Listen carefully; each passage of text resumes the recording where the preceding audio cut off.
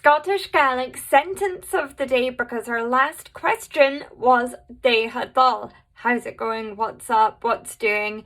And let's respond to that in a very millennial way, which is me. So you could say Ha mi ski a ha mi cearst. I'm tired, but I'm okay.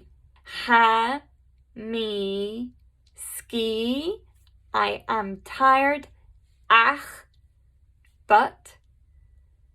Ha mi cearst. Now, I'm purposely taking a break in between those two portions because you can break them up. You could say, Och, ha mi ski. Och, ha mi cearst. And I'll tell you what, chuck a wee och at the beginning and it sounds a lot more Scottish and a lot more Gaelic. So you could say, Och, ha mi ski. Och, ha mi cearst.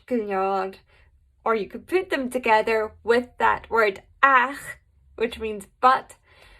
Och, ha mi ski ach ha mi cearst. Make sure to follow along to learn some more Scottish Gaelic.